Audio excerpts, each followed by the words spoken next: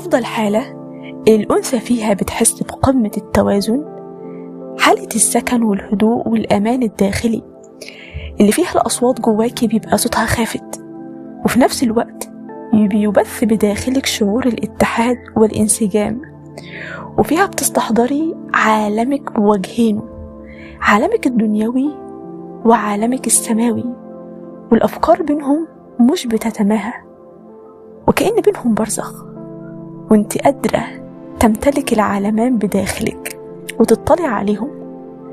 حالة فيها بتتجلى آية بسم الله الرحمن الرحيم: مرج البحرين يلتقيان بينهما برزخ لا يبغيان. وحينها يزداد إيمانك. قل إن الهدى هو هدى الله، من يهدي الله فهو المهتد.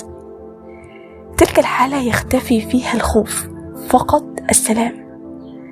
السلام مع اللي أعرفه وما أعرفهوش، مع الأماكن اللي بجاهد نفسي فيها، مع الأصوات المتأججة الصاخبة الشيطانية، وتبقي قادرة تتحكمي في قدرتك على استحضار صوت الحق والاتحاد جواكي، فأنتي أصبحتي تحكمين في عالمك أنتي. حينها تدركين أنك كوكب، وكل ما في نفسك له مرآة على الأرض، كما للحق مرآته الباطل، والسماء مرآتها الأرض، ولا يتداخلان. تعدد الوجهات وتعدد مصادر الأكل والعلم يفقدك شعورك بالاتحاد النفسي، تصبحين مشتتة، أمرك فرطة.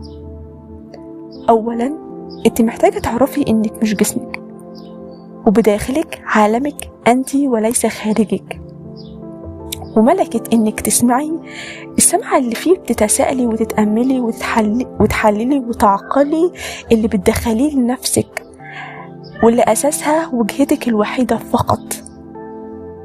وإن تعددت المصادر وتعدد البشر اللي بيعلموكي، قل ماذا يا رب؟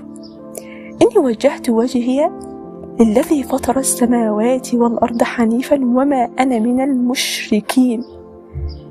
الوجهة لا أحد على وجه الكرة الأرضية يدلك أو يعلمها لك أو يخليك تعيشيها.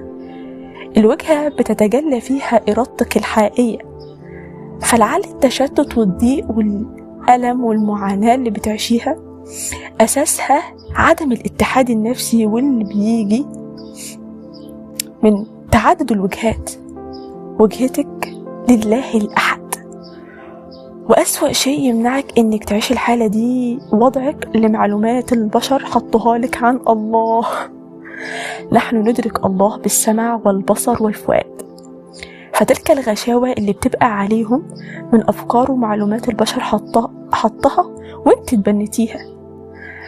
معرفتك لله معرفة فردية تماما، بتبتدي بإرادتك الحقيقية للحق اللي هينقذك من الباطل اللي غرقانين فيه، ومساحتك النفسية اللي فيها بتقللي صوت العالم وصوت الباطل، وتتأملي في هذا الكون بعيون المتأمل المتحري للحق، مش اللي غرقان في تلك الأرض وتلك الحياة، لأنها ليست الحياة الحقيقية.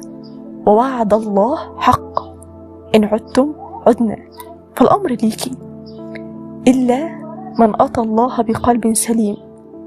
أنتي وكونك وعالمك هذا القلب السليم.